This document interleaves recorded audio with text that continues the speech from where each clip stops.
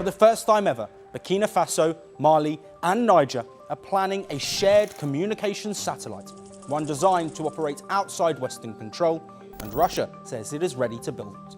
Russia just handed Burkina Faso, Mali and Niger something that France controlled for 60 years: the ability to communicate, broadcast and surveil their own territory without needing permission from anyone in the West.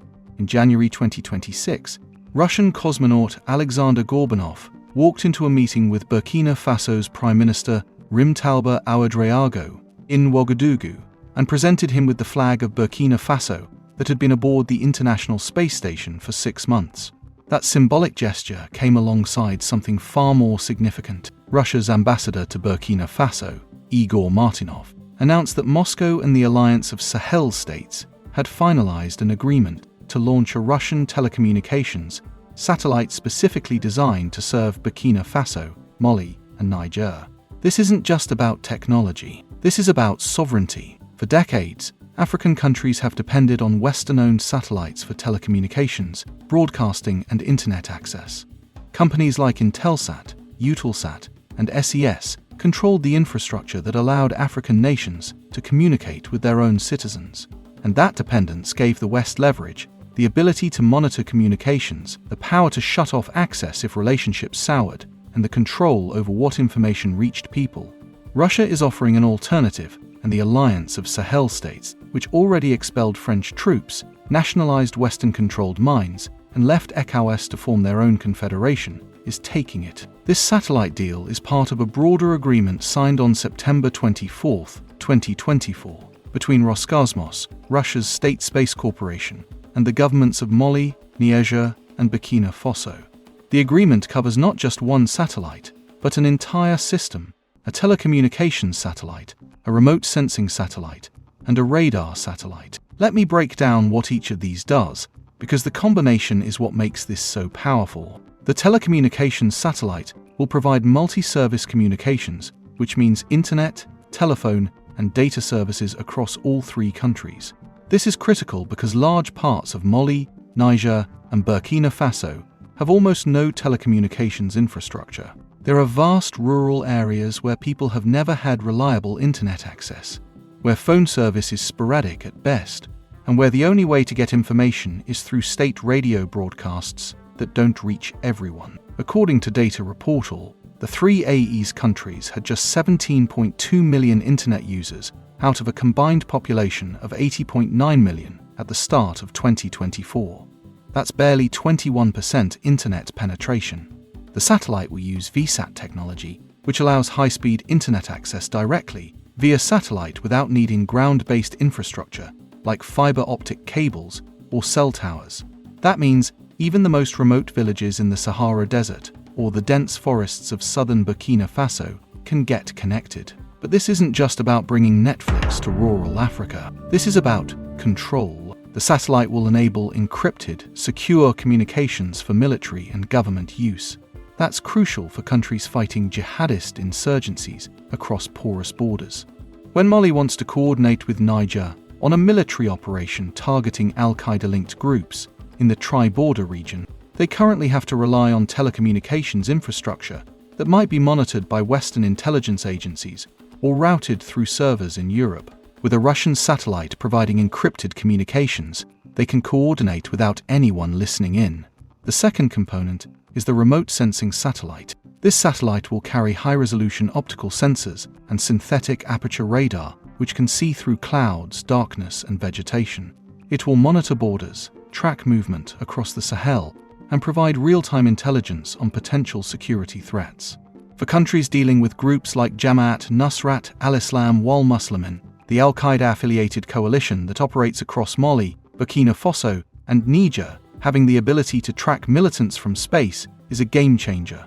Currently, these countries depend on intelligence sharing from France, the United States, or neighboring countries that still maintain Western partnerships. But that intelligence comes with strings attached. If you want satellite imagery showing where militants are gathering, you have to accept that the country providing it might demand policy concessions, might share that intelligence with your enemies, or might simply withhold it if relations deteriorate.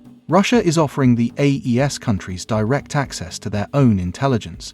No intermediaries, no conditions. The remote sensing satellite will also be used for disaster monitoring. The Sahel region is one of the most climate-vulnerable areas on Earth. Droughts, floods, desertification and wildfires are constant threats that displace millions of people and destroy livelihoods. The satellite will track these environmental changes in real time, allowing governments to respond faster to droughts by identifying affected regions and directing aid, to floods by monitoring river levels and warning communities, and to fires by detecting heat signatures before they spread out of control. The third component is the radar satellite, which provides continuous surveillance regardless of weather conditions. Optical satellites can't see through clouds or operate effectively at night, but radar satellites can.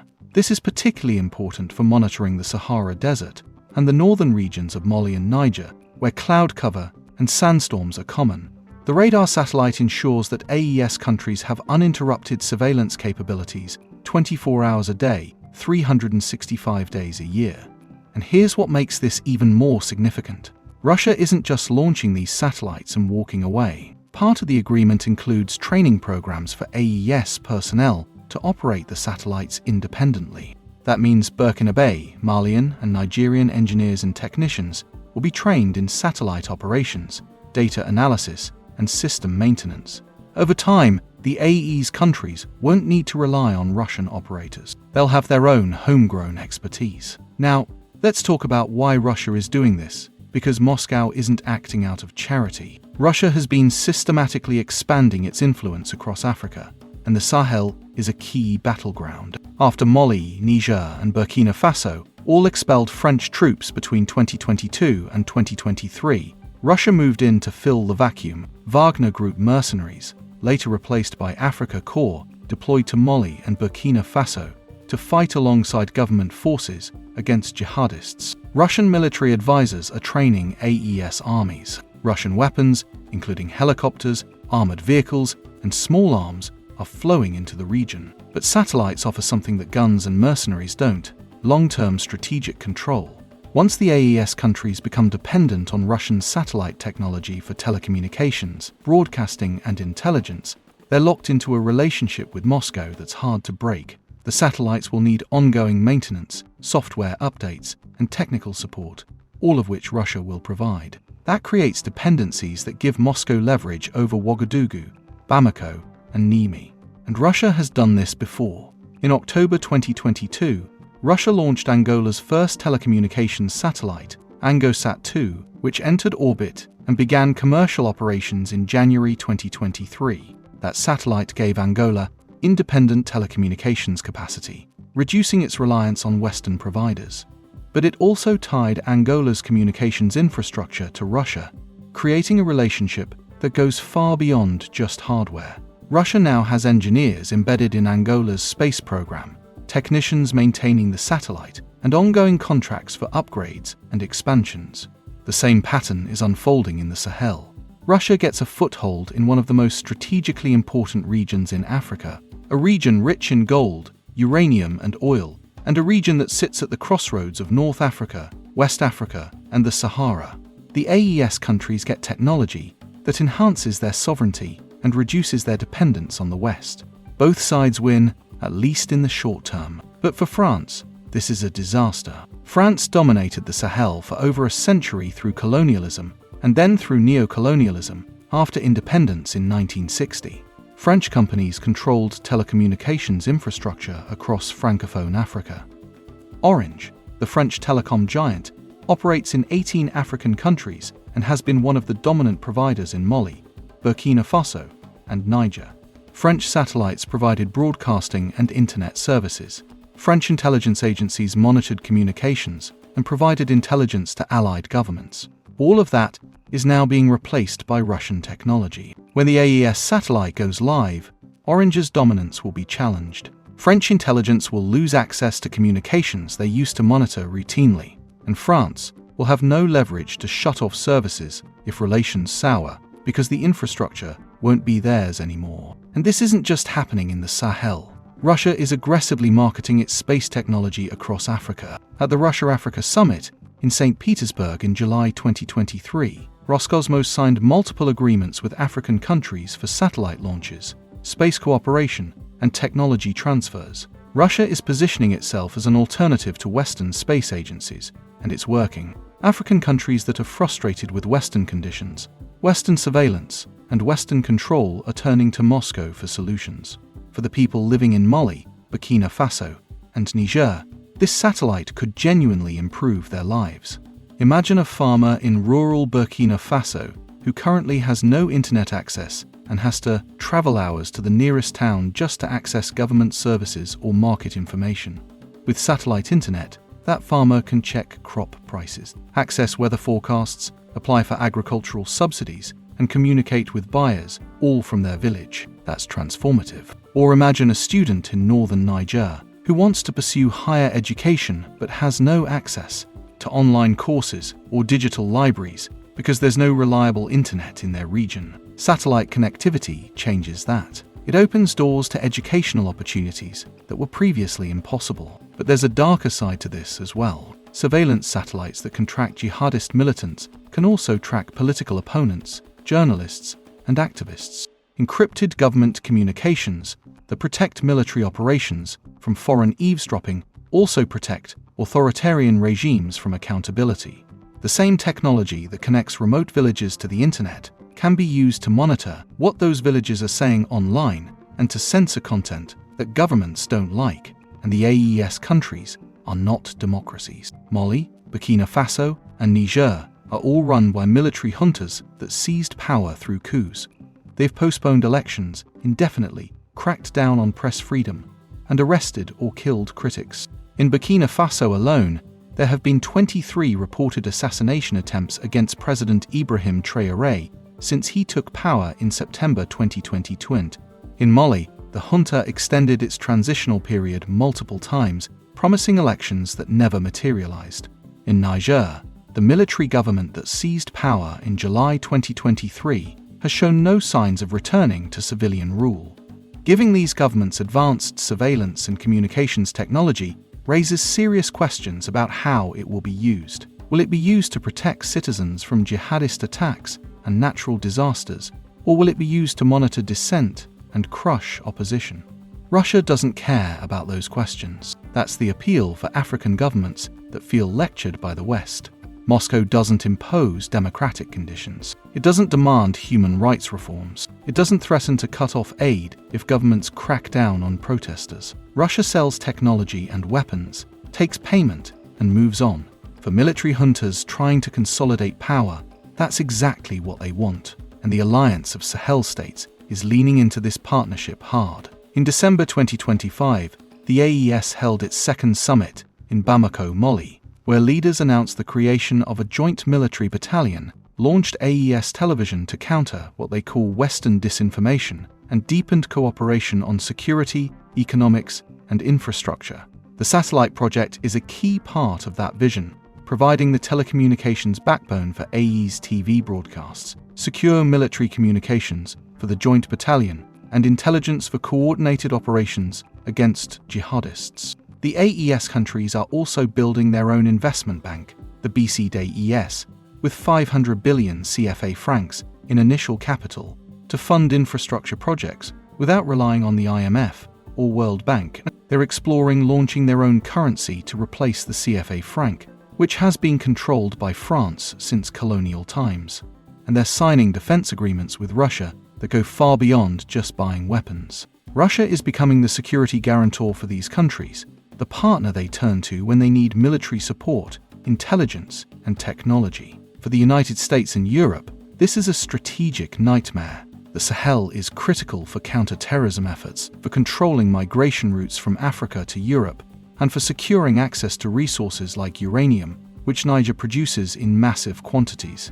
Losing influence in the region means losing the ability to shape security policy, to monitor jihadist groups, and to prevent the Sahel from becoming a safe haven for militants who could eventually threaten Europe. But the West has no good options for reversing this trend. France tried to maintain its military presence, and it got kicked out. The United States tried to keep a drone base in Niger, and it was forced to withdraw in 2024. The European Union keeps launching initiatives to compete with Russia and China, but they always come too late and with too many conditions attached. African countries don't want partners who lecture them about democracy while supporting dictatorships elsewhere. They want partners who respect their sovereignty, even if that sovereignty is claimed by unelected military leaders. So what happens next? The satellite is expected to launch sometime in 2026 or 2027, depending on final preparations and launch schedules. Once it's operational, the AE's countries will have independent telecommunications and intelligence capabilities for the first time in their history. They'll be able to broadcast their own narratives, monitor their own borders, and communicate without Western intermediaries. That won't solve all their problems. Mali, Niger, and Burkina Faso are still plagued by jihadist violence that's getting worse, not better, despite Russian support. They're still some of the poorest countries on Earth, with millions of people displaced, food insecurity, and collapsing public services. A satellite can provide internet access, but it can't end a war or feed hungry people or create jobs. But symbolically, this satellite represents something profound. It represents the end of an era where Western countries could control African telecommunications, monitor African communications, and dictate how African countries interact with the world. It represents the rise of alternative partnerships where Russia, China, and other non-Western powers are willing to provide technology without demanding political reforms. And it represents the determination of the Alliance of Sahel States to build a future on their own terms, even if that future is uncertain, even if it means partnering with authoritarian powers, and even if the path forward is messy and dangerous.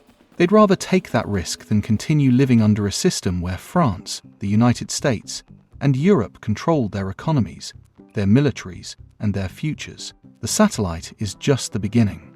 If this works, if the AES countries successfully build an independent telecommunications and surveillance infrastructure, other African nations will take notice.